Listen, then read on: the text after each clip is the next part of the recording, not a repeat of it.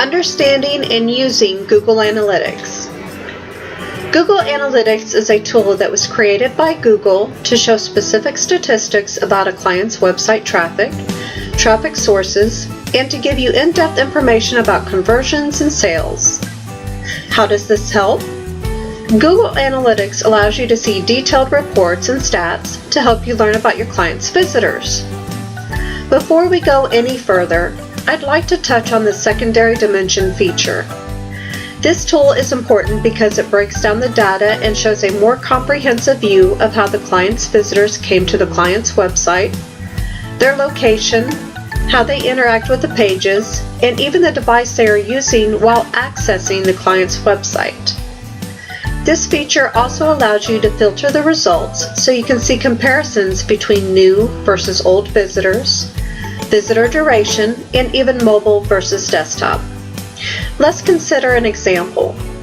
Your client had several hundred new visitors to their website, but the average duration of time is approximately 40 seconds.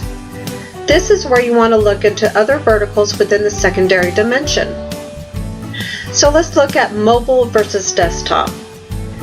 If the desktop average duration shows to be higher than mobile duration by minutes, this could mean that the client's website is not mobile friendly. As we continue, we will be looking at more secondary features.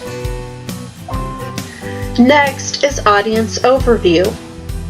This is where a great deal of marketing comes through. Without marketing, the chances of new visitors finding out about the client website are low. Marketing through SEO, link building, social media, article content, and more increases their chances of being found. The audience overview helps you to understand the characteristics of your client's visitors. You get a quick snapshot of sessions, users, page views, pages and sessions, average session duration, bounce rate, and the percentage of new sessions. You will also see a graph that shows new visitors versus returning visitors. Let's take a look at new visitors and the duration spent on your client's website. For most new visitors, if they have never been to the site before, will spend a good deal of time going through and reading the pages of the website. You can also bet that those visitors are viewing the testimonial page and making the decision of whether they want to make an appointment with your client or not. Next is Audience Geo. This gives you a geographical breakdown of the client's visitors. Let's go into location, where we will get an in-depth look at where the visitors are, what cities are bringing in the most traffic, and which aren't. At the top, you will see a map. Scroll down and you will click on the country they live in.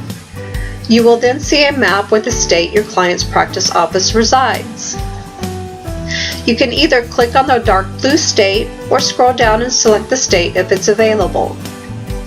Take note that sometimes cities which we do not actively target through articles and external SEO does attract traffic from nearby cities. This is because of local SEO and user's location, user preference, and so on. So a user who is in Houston could see Dr. Smith's website that is targeting Austin. This is because Google shows individual search results to users and each user does not type in the same search term. Most users may actually be in another city looking for a doctor or a service in another area because the doctor in the city they live in is not professional enough, too expensive, or may be booked for weeks, and so on. Now, Dr. Smith may think that no one will drive from Houston to Austin for a dental appointment. But if call tracking is set up, the doctor in most cases can be proved wrong because call tracking shows the location of the caller, and most callers are located many miles outside the client's location and where the client thinks that he or she gets patients from. Looking at the cities the website gets traffic from and then cross-referencing their data with the call tracking data, or if the client can provide us information on where patients actually live, can give a better insight as to which cities we should focus on. Currently, most if not all doctors propose the city which they think is the best, but without any factual data, any suggested city can only be considered as a guess. Next, you will see a list of cities. This is where all of your clients' traffic is coming from that is within their state. Let's look at where the majority of traffic comes from, new users, the number of pages visited, site duration, and sessions. Sessions is a period of time in which the visitor is actively engaged on the client's website. New sessions is a percentage of first-time visitors. New users is a percentage of first-time users. Bounce rate is a percentage of one-page visit only. Pages and sessions is the average number of pages viewed within a session. And average session duration is the average length of a session. If the visitors and new users are a high number and they stay on the site for a fair amount of time, like 1 to 2 minutes or more, this means our marketing is working for your client's practice. If there are cities in nearby proximity and the sessions and/or session duration are low, this is an area we need to work on to improve its statistics. Now let's talk about acquisition and all traffic.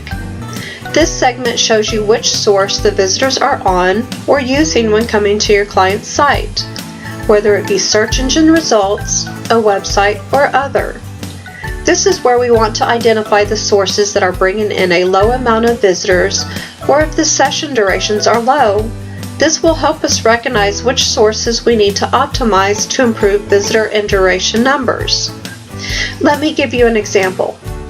If you see 100 visits coming from their Facebook profile or newsletter, and they have a higher bounce rate or a low on-site average duration, then that could mean that their newsletter or Facebook profile is targeting the wrong type of users.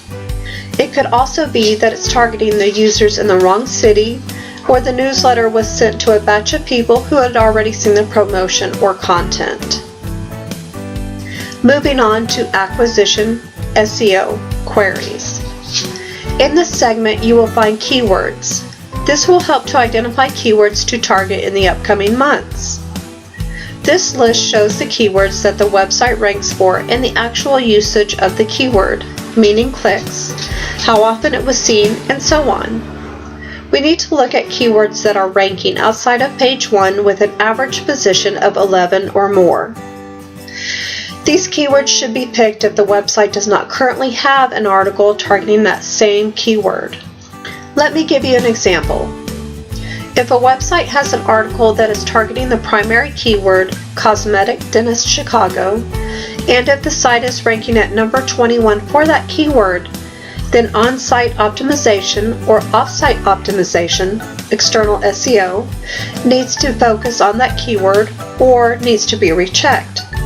However, we cannot add in 2 articles to the site targeting the same keyword. Let's move on to identifying new keywords. When identifying new keywords, we need to look at 2 types: long-term goal keywords and short-term goal keywords. Short-term goal keywords are keywords which we think the site can rank for fairly easily. These keywords can give a quick boost of growth in terms of new business or patients to the client. Short-term keywords are keywords which have an average rank position between 8 to 70. Long-term keywords are the most competitive keywords which can take about 4 to 6 months or longer to rank for. However, focusing on them can generate greater results, but would require more effort. Long-term goal-related keywords normally have an average rank position of 80 or more.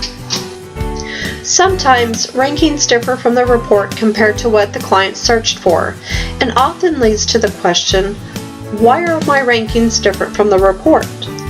This happens due to personalized search. For instance, a website can rank at number 1 for 5 users, and at the same time can rank at number 15 for another 5 users, because Google search results is more personalized. Personalized search looks at the user's search history, their actual location based on IP address, and distance from the city center, then displays the results page for the user. Here is an example. One user typed in a search term as ABC and gets the website www.smith.com ranking at number 1. Then another user types in the same search term and gets www.smith.com ranking at number 10. In this case, Google takes the average of both rankings and shows it to us in this report. So on our report, the website www.smith.com's average ranking position for the keyword ABC is 1 plus 10 divided by 2 equals 5.5. Moving forward to acquisition, search engine optimization, landing pages. This segment will show you the landing pages of a website. Here you will see which landing pages rank better than the others. This page will help you identify the pages that are not doing so well, so that they can be focused on for improvement. Let's look at an example. Let's say that 2 bucket pages have the same amount of backlinks pointing back to them and the same amount of T3 article pages. But one bucket page has an average rank position of 3, and the other bucket page has an average ranking position of 20. Then one or more of the following is incorrect and needs to be fixed or improved on the other bucket page: content, SEO tags, or the anchor text of the backlinks.